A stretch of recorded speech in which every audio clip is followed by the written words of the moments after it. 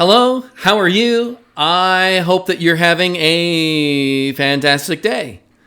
I want to talk to you about cryptocurrency news today, and we're going to look at JPMorgan, yes, Chase Bank, and their digital coin. So let's get into it.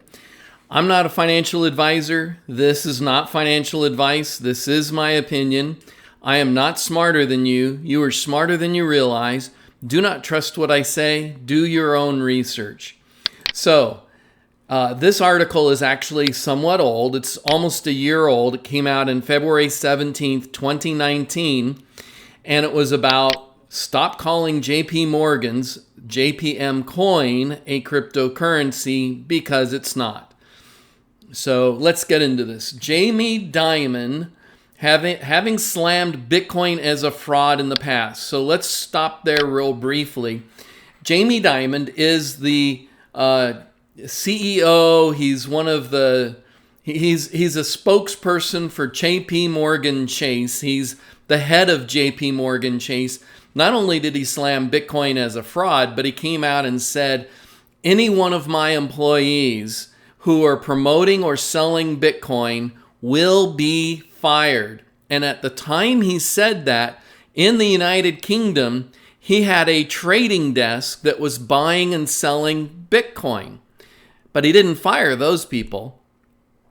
So it's kind of interesting how sometimes billionaires, sometimes wealthy people say one thing in public and do something else in private.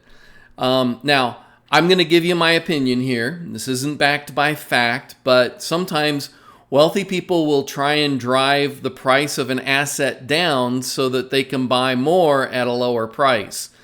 And personally, I believe that's what Jamie Dimon was doing when he was slamming Bitcoin as a fraud and then somewhere else purchasing it up.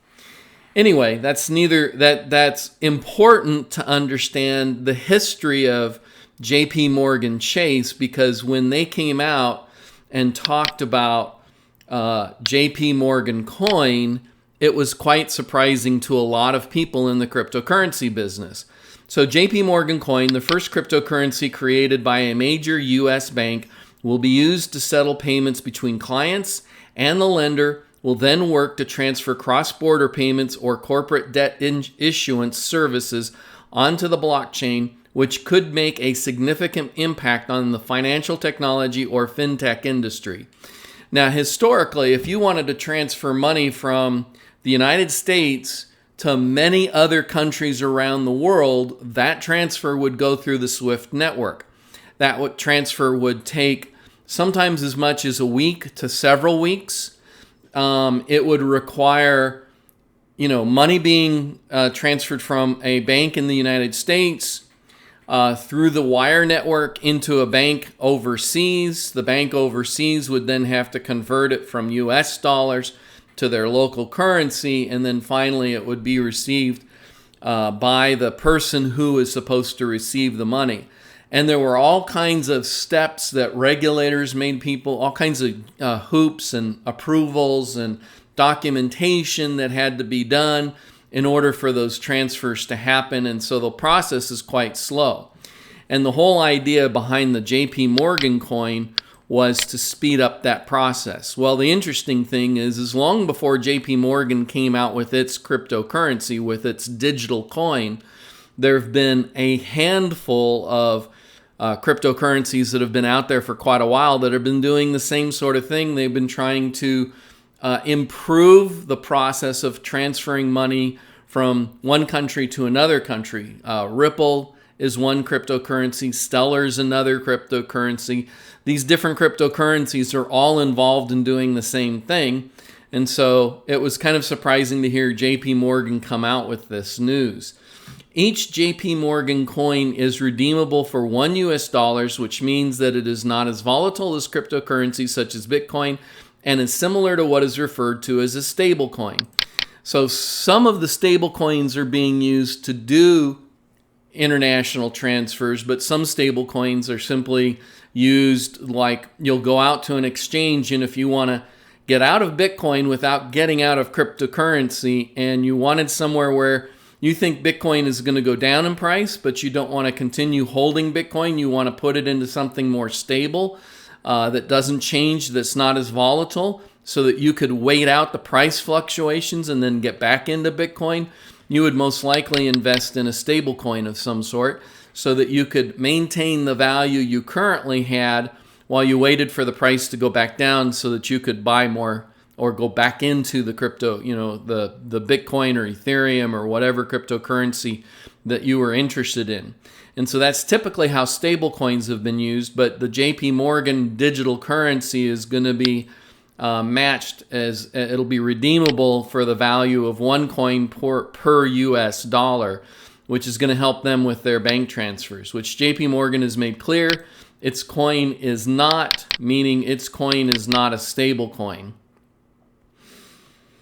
In addition to this, cryptocurrencies operate on public networks that anyone can join without permission. And while in this case, it means that many companies working together on the shared ledger is said to improve security, according to a recent Motherboard article. So what they're talking about here is Bitcoin is on a public ledger.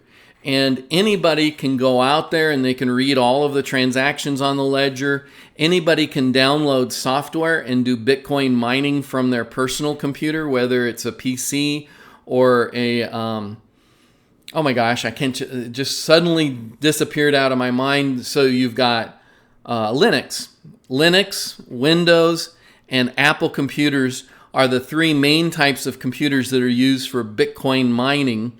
Windows has the advantage that you'll actually be able to use video graphic cards to improve your mining performance, whereas Linux and the Macintosh don't allow you to use video cards to improve your mining performance, but they definitely use the CPU in your computer.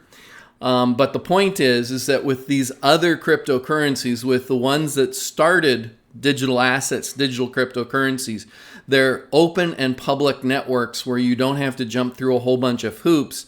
And you don't have to sign any legal paperwork. You don't have to reveal who you are. You don't have to give your personal social security numbers and your personal financial information just so that you could start mining it.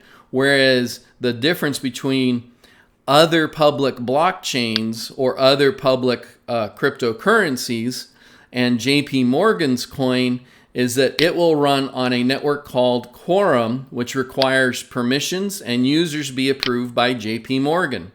In other words, the thing that makes Bitcoin work is there's this network that's a worldwide network, and what all that simply means is that a whole bunch of different people, there's millions of computers out there that are running the Bitcoin software, and when a transaction goes through, that transaction the information passes to all these different computers that are running the Bitcoin software.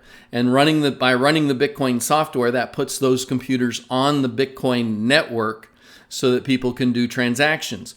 As opposed to the JPMorgan coin, where their network or the computers that are running their software in order to make their coin work, those computers must be approved by JPMorgan. So it's a closed network.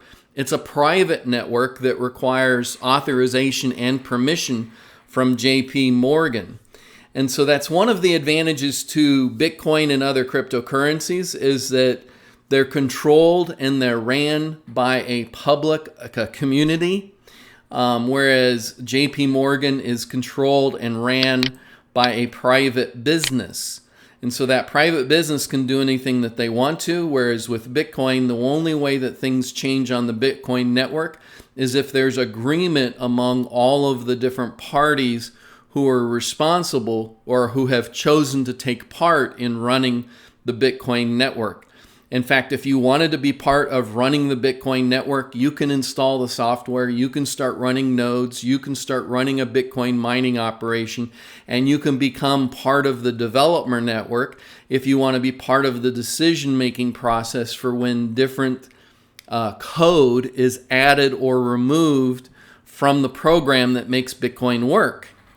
And so that's how it becomes a public network that is ran by a community rather than ran by a private organization. And so I hope this has been useful and helpful, and I hope it kind of gives, because of the contrast between the public and private networks, I hope it helps you understand Bitcoin in a little bit deeper level. Anyway, I want to thank you for checking out our video today. How can I be of service to you? Do you have any questions that I can answer? Do you have anything that you disagree with that I said?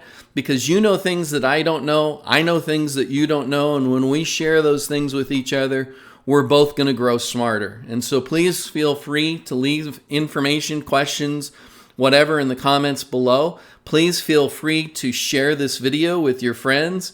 And in the meantime, I hope that you'll like, subscribe, and hodl. Have a fantastic day.